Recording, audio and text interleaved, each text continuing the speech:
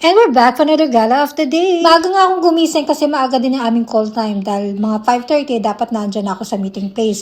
And siguro kami mga alas 6 na rin kasi naghintayan pa kami sa mga ibang traitor. Ang first stop namin itong Sunflower Farm. Sobrang lawak ng farm na ito. Grabe. Dapat talaga maagang pumupunta dito kasi yung mga sunflower, kung saan nakasikat yung araw, doon siya nakaharap. First time ko lang talaga makakita at maka-experience ng ganitong kadaming sunflower. Hanggang pictures at videos ko lang ito nakikita. Pero ngayon, tingnan nyo, na-experience ko na. Be careful nga lang talaga kasi may mga bubuyog na kumukuha ng nectar. Sobrang healthy siguro ng mga bubuyog na nandito dahil sa kadamihan ay hindi sila magkanda-ugaga. So, ito yung mga kasamahan ko sa trip. Kanya-kanyang pwesto, kanya-kanyang kuha ng magandang angulo para makakuha ng magandang pang-post. Ay, kita nyo gayan kung gaano katataas at katatayo dun sa sunflower. Ako'y nagpasok dun sa loob dahil ako'y umihi. Ay, pasensya na ho at wala namang public CR linig. Kaya naman doon na kami nagsiihi sa looban. Ay, kita nyo naman kung gaano kasasaya ng sunflower at aming nadiligan. At dini nga sa may bandang kaliwa ay di nandito ating mga kabayan na sa kanya-kanyang TikTok at meron pang nag-birthday photoshoot. Alam nyo ga na 60 years old na si kabayan. So yun naman, natapos na kami sa aming first stop kaya naman mag-iisap over muna kami para kami ay mag-breakfast.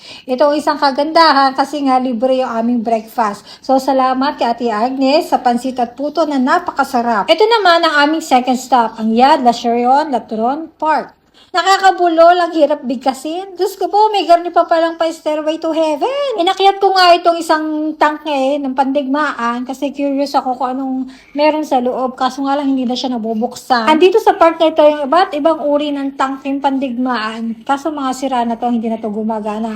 Sa sobrang dami. Ay kita nyo gaare, ay gulong pala ay pirat na ang kalaban. Sa lawak ng park na ito ay bungad pala ay pahirapan na paglalakad. Ay di niya ako naamay sa isang are ay kita nyo ga ay sus ko po ay paano ga nakarating ang tangke doon sa tuktok na iyon ay sa pagkabigat-bigat na ayan pala ay panakot sa kalaban na makikita kapag kayo nasa ere. At yun na nga at narating na namin ang aming third stop at ito ang Moni Wine Refinery. So syempre nandito yung iba't ibang wine. Pwede ka diyang bumili ng wine at meron din siya lang free taste. Kung gusto mo free taste mo lahat ng wine. Di kay pag uwi ay di kay lungang Ari, hindi libre pakain ha. Ay kay magbabayad din Kung gusto mo kumain, ay kay bumili. Kaya nga lang, ay kay pupunta dun sa labas. Dahil naandun na kanilang malawak na dining area. Sayang nga lang at loaded na yung area doon sa magandang tanawin. Makita nyo ga, sa dami na imbak na wine. Sa lugar kasing ari talaga ay madaming taniman ng ubas. Ay hindi ko nga lang alam kung bakit isang parteng are ay nakareha. Siguro ay napakamahal talaga ng wine na nandin Pang-executive ata ang lugar na are. Pagkatapos, may nakita ko isang hidden gem. Hindi ari kasama sa patrip. Dahil ako ay gala ng gala. Hinanap ko talaga ang lugar na ari kasi kapansin-pansin sa tuktok yung Mama Mary na naandun. Sa lahat ng trippers ako lang nakapunta din Ay di tawag si Ate Agnes at nasa na daw ako. Ay aalis na daw ang bus. Ay kako'y saglit lang. Ako'y minakita din ng chapel. Ako'y magdadasal muna. At napansin ko nga na puro madre ang nandito na nagdadasal. Kaya ako'y napaload na rin, nagdasal at nagpasalamat sa aming mapayapang paglalakbay. Kaya Lord, thank you Lord. Yun lang po sa araw ito. Shalabay!